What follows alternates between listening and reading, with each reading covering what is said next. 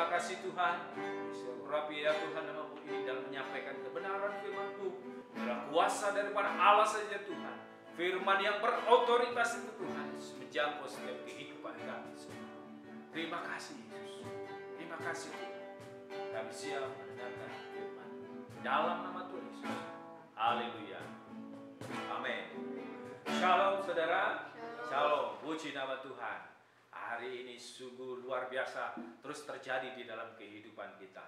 Setiap orang-orang yang percaya, yang sudah ada di dalam kasih karunia Allah. Saudara, hari ini saya juga mengucapkan selamat hari raya buat saudara-saudara kita semua yang merayakan ya. Minal aidin wal faidin ya.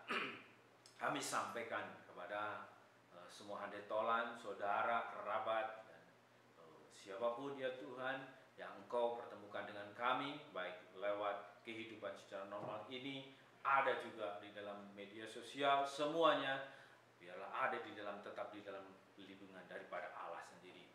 Saudara, hari-hari ini kita memasuki satu era yang baru. Ya, saudara, kalau saudara kita merayakan Idul Fitri, 1 Hijriah, 1 tahun baru yang mereka kerjakan dengan bermaaf-maafan, bersilaturahmi. Hari ini kita juga akan memasuki satu era yang baru. Era yang baru setelah terjadinya COVID-19. Dan era yang baru itu disebut orang dengan apa saudara? Mungkin saudara sudah tahu? Yang sekarang sudah lagi trending juga, yaitu new normal. Satu masa setelah pandemi ini berlangsung, kita memasuki era baru yang disebut new normal. Nanti mulai bulan Juni akan diberlakukan satu fase-fase yang disebut dengan new normal ini. Akan kita lihat hari ini apa yang dikatakan oleh Presiden kita Jokowi tentang the new normal ini. Apa yang dikatakannya, yang disampaikan kepada rakyatnya, bahwa Pak Jokowi mengatakan kehidupan kita itu sudah pasti berubah. Sudah tahu? Sudah pasti berubah mengatasi resiko wabah ini. Itu keniscayaan. Keniscayaan itu satu kepastian. Dan itulah yang oleh banyak orang disebut sebagai new normal. Atau tatanan kehidupan baru. Tatanan kehidupan baru ini, tetapi kehidupan yang berbeda ini bukan kehidupan yang pesimis. Atau kehidupan yang ketakutan. Itu yang dikatakan oleh Presiden kita. Menguatkan bangsanya, menguatkan seluruh rakyat Indonesia ini. Bahwa kita memasuki era yang namanya new normal sebagai tatanan hidup yang baru. Ya, akan diperlakukan suatu tatanan-tatanan kehidupan yang baru, tetapi kehidupan yang normal. Tetap normal apa yang biasa terjadi. Kehidupan yang normal. The new normal, tatanan yang baru. Oke, beberapa kementerian sudah menerapkan the new normal ini. Ada yang, kalau saya perhatikan, ada yang seperti Kementerian BUMN, nanti orang-orang yang sudah lanjut usia, dia tetap akan bekerja work from home lagi. Ya, salah satunya ini Kementerian PMK, yaitu Pembangunan Manusia dan Kebudayaan Negara Republik Indonesia, menyatakan begini. Namanya Pak Muhajirin ya, mengatakan, misalnya kita nanti sudah diperbolehkan masuk ke restoran, pergi ke restoran, maka tidak berarti seperti waktu kita ke restoran pada saat sebelum COVID. Inilah tatanan baru yang dinyatakan oleh, dicontohkan oleh Kementerian PMK ini, ya, bahwa the new normal itulah kehidupan normal yang baru ini harus memenuhi tatanan atau protokol-protokol yang sudah ditetapkan. Kalau nanti kita sudah dibolehkan ini ke restoran ya, di sini sudah ada yang rindu sekali pergi jalan-jalan, pergi ke mall ya, Nah, itu akan ada satu normal-normal atau protokol-protokol yang baru. Begitu saudara-saudara. Ya, inilah yang dikatakan tentang termin the new normal atau tatanan kehidupan baru. Tetapi apa yang dikatakan oleh firman Tuhan? Kita ini juga mengalami satu masa atau periode yang namanya the new normal. Sebagai orang Kristen, sebagai orang yang percaya di dalam Kristus, kita ini juga masuk di satu era yang disebut era the new normal, tatanan yang baru. Kehidupan kita itu normal, maksudnya normal itu ya nggak jadi aneh gitu ya. Orang-orang di dalam Kristus itu tidak aneh sendiri gitu, perilakunya menyimpang atau dan lain sebagainya. Tetap normal seperti biasanya kehidupan kita ini. Mereka bekerja, mereka beribadah, mereka menuntut pendidikan ya, sekolah, semuanya normal. Tapi ada satu tatanan yang baru. Dikatakan juga, anyone who belong to Christ ya, has become a new person. The old life is gone. The new life has begun. Jadi siapapun yang menjadi milik Kristus itu sudah menjadi personal yang baru. Kehidupan yang lamanya sudah berlalu, kehidupan yang barunya itulah yang sedang dikerjakan. Inilah the new normal biblical theology. Atau secara alkitabiah kita ini bagaimana menyikapi hidup normal. Ya, the new normal yang dikatakan oleh firman Allah adalah di dalam Kristus, menjadi milik Kristus. Itu adalah satu kehidupan yang baru. Kehidupan yang baru ini terus bergulir secara normal. Ya, kita akan melihat satu kebenaran firman Tuhan yang tentunya mendasari bagaimana kehidupan normal itu terus berlangsung. Judul firman Tuhan hari ini saya berikan The New Normal, Be Productive. The New Normal Life, Be Productive. Kita akan buka bersama-sama, kita akan baca firman Tuhan. Saya persilahkan untuk saudara membuka. Ya, seperti sudah kita biasakan bahwa kita akan baca firman Tuhan secara pergantian. Ya, saya ayat yang pertama, saudara ayat yang kedua, dan begitu seterusnya. Saya akan fokuskan ini dari Lukas pasal 24 ayat 36 sampai 53. Saya akan fokuskan di ayat 50 sampai 53 ini ya. Saya akan mulai. Lalu Yesus membawa mereka keluar kota sampai dekat Betania. Di situ ia mengangkat tangannya dan memberkati mereka. Dan ketika ia sedang memberkati mereka, ia berpisah dari mereka dan berangkat ke surga. Mereka sujud menyembah kepadanya. Lalu mereka pulang ke Yerusalem dan sangat bersukacita. Mereka senantiasa berada di dalam bait Allah dan memuliakan Allah. Inilah peristiwa yang kita bisa jadikan dasar atau landasan. Kita bisa menghadapi the new normal kita. Dikatakan bahwa kita ini adalah the new person, orang yang baru, tapi normal, gitu ya. Di dalam kehidupan yang baru ini terus berjalan. Kehidupan kita yang lama sudah berlalu. Peristiwa tentang kenaikan Tuhan Yesus, dikatakan bahwa kenaikannya ini adalah satu peristiwa tentang kegenapan dari firman Tuhan. Inilah perkataanku yang telah kukatakan kepadamu ketika aku masih bersama-sama dengan kamu, yaitu bahwa harus digenapi semua yang tertulis tentang aku, tentang Yesus. Dalam kitab Taurat Musa, apa yang dikatakan dalam Taurat kitab Musa? Ada proto-evangelium, pekabaran Injil yang pertama. Dikatakan tentang inilah, cikal bakal tentang Yesus. Berita kabar baik, Injil yang pertama disampaikan oleh kitab Musa ini. Kitab Nabi-Nabi mengatakan bahwa akan lahir seorang Allah yang menyertai kita, yang namanya disebut Immanuel. Dikatakan di dalam kitab Mazmur bahwa raja yang akan diurapi oleh Tuhan, raja di atas segala raja, raja yang akan dihormati. Inilah pernyataan sebelum kenaikan Tuhan Yesus menyatakan kepada muridnya bahwa kenaikan Yesus ke surga ini adalah satu peristiwa tentang Yesus yang harus digenapi.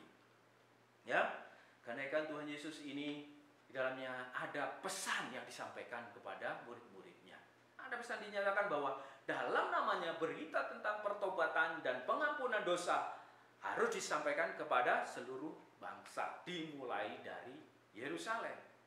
Ya, kamu semua ini adalah saksi dari semuanya ini, dari kelahirannya, dari pelayanannya, dari kematiannya, kebangkitannya. Dikatakan kepada murid-muridnya itu adalah saksi. Dan murid-muridnya ini akan diperlengkapi dengan suatu kuasa dari tempat yang maha tinggi.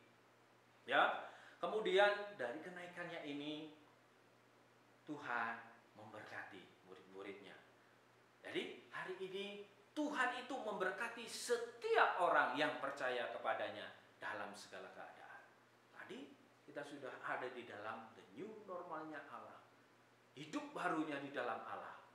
Allah itu memberkati setiap orang yang percaya kepadanya dalam setiap keadaan. Nah, masalahnya percaya atau tidak. Masalahnya merasa nggak diberkati. Lalu hari ini percaya kalau Tuhan Yesus saudara diberkati sama Tuhan Yesus? Ada yang nggak percaya, ya? Merasa nggak dipercaya? Aku ini nggak merasa diberkati oleh Tuhan. Di dalam the new normal kehidupan yang baru ini biasa-biasa saja. Oh tidak, Tuhan sudah memberikan berkatnya. Masalahnya adalah kita merasa diberkati atau tidak, merasa kita ada berkat Tuhan atau tidak. Itu yang jadi masalah. Ya, dikatakan bahwa di ayat ke-50 lalu Yesus membawa keluar kota. Di akhir Yesus ada di bumi ini, ya, sebelum terangkat dia mengangkat tangannya dan memberkati mereka. Ini tentang berkat ini dinyatakan, ya, murid-muridnya itu dari awal sudah diberkati. Diberkati, diberi kuasa untuk mengusir setan, untuk menginjil, diberkati. Nah, sampai akhirnya Tuhan mau naik ke surga ini, dia juga akan memberkati, disebutkan memberkati dengan satu berkat yang berbeda. Karena apa? Pada saat sebelum kematiannya, tangan Tuhan itu masih belum berlubang paku. Belum ada lubang. Tapi berkat terakhir ini, satu berkat yang tangannya terangkat, itu dengan kondisi yang sudah berlubang paku. Artinya apa? Penebusannya lewat karya salib itu sudah dilakukan. Dengan tangannya mengangkat, memberkati murid-muridnya. Hari ini kita sudah terkunci tadi bahwa kita adalah milik Kristus. Kita juga sudah pasti diberkati. Dan kalau murid-murid ini dulunya diberkati dan sekarang diberkati, hari ini kan juga sama bahwa kita merasa nggak sudah diberkati. Kalau kemarin kita bisa mengucap syukur kepada Tuhan, Tuhan terima kasih atas berkat-Mu, ya. Lah kalau sekarang hari ini jadi lupa, tidak menjadi lupa, tapi terima kasih Tuhan, Engkau sudah memberkati pada waktu itu, dan hari ini pun tetap memberkati. Inilah makna kematian, kebangkitan Yesus dan kenaikan Yesus ke surga ini membawa berkat yang begitu luar biasa. Ya, bukan termasuk berkat-berkat jasmani saja, tetapi berkat kehidupan yang kekal. Yesus sudah menebus dosa kita, dan itu harus tetap berlangsung di dalam kehidupan new normal kita.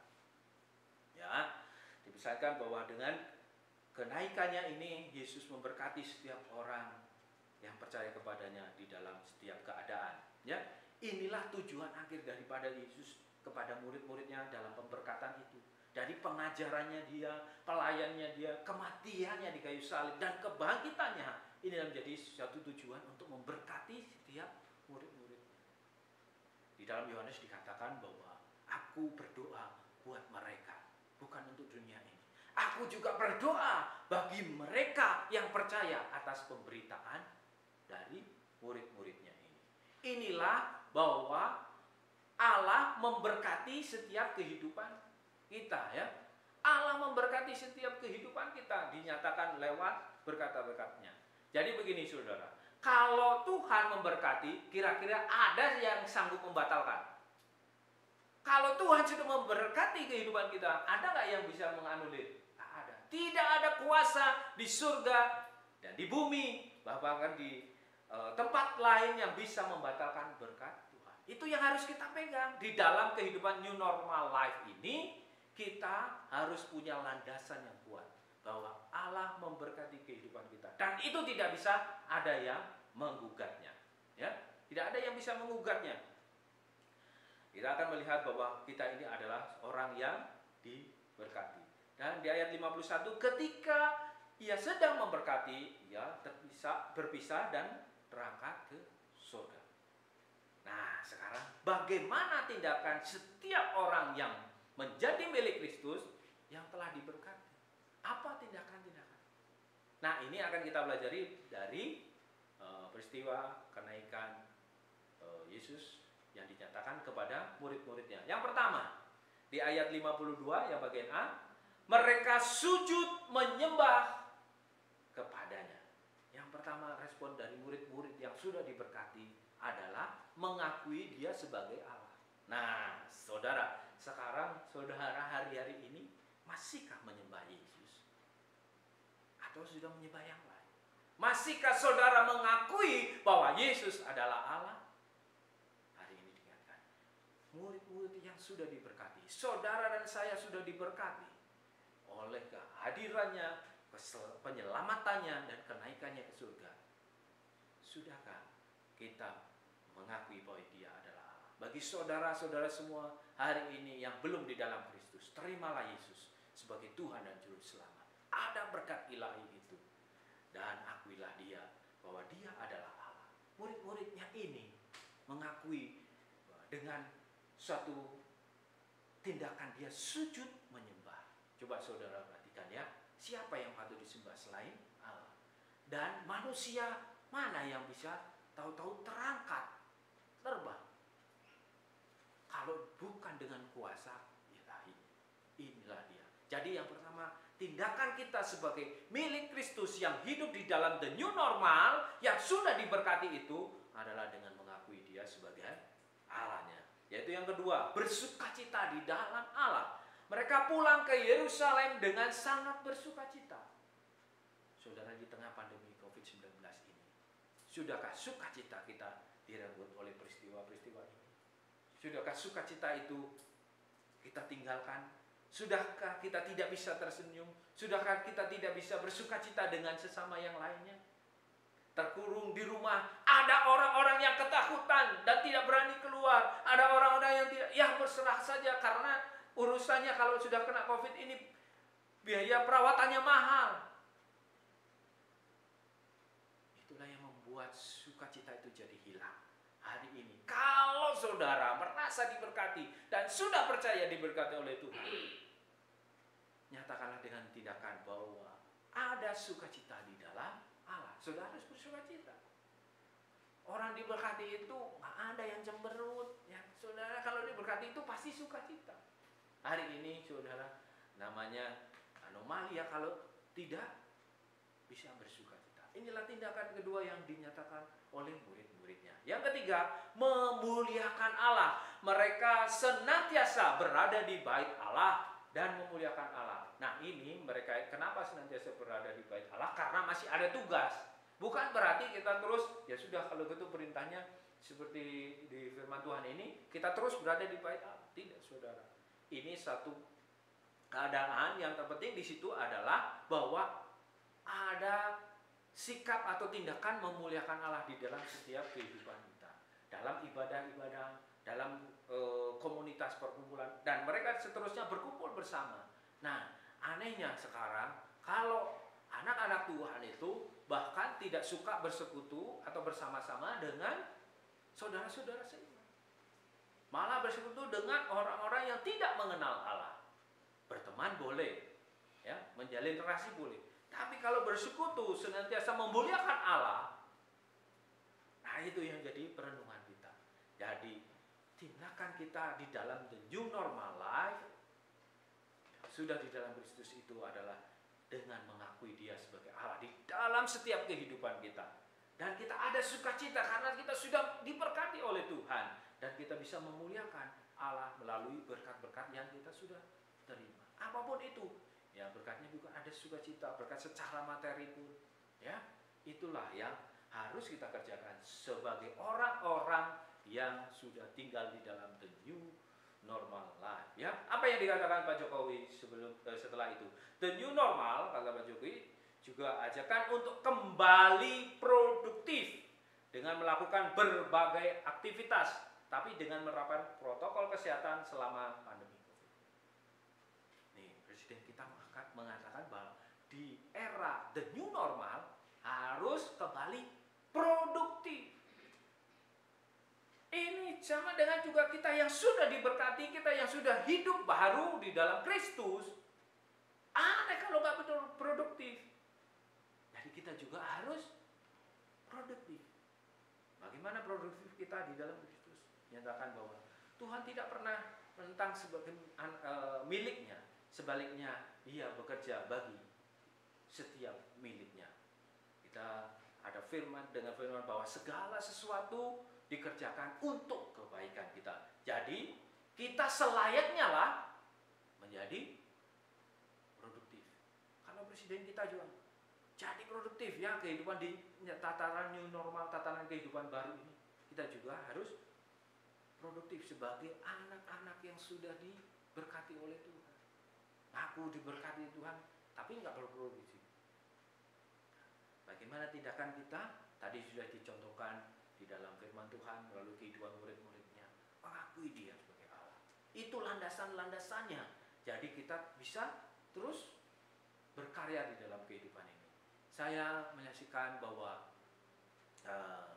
saya melihat dalam kehidupan istri saya juga. Di bulan Mei ini saya merasakan ada produktif yang dia kerjakan. Ya, bikin kue. Kemudian ada teman-temannya yang terberkati, ada orang-orang lain jadi ikut terlibat. Be produktif itu mengaktifkan kehidupan kita. Dan saya melihat ini, dan saya melihat satu pergerakan membawa orang lain. Kalaupun itu membuat satu kue yang harus dikerjakan dengan segitu tenaga yang besar, waktu yang banyak, tetapi itu membawa dampak bagi orang lain. Inilah be produktif. Bahkan tindakan kita itu bisa mengaruhi orang lain, memberkati orang lain terlebih. Saya melihat ini. Saya bersyukur kepada Tuhan bahwa Tuhan juga memberikan satu kekuatan di dalam kehidupan istri saya untuk bisa memberkati orang lain. Membuat kue ini bukan untuk dinikmati sendiri, tetapi bisa orang lain.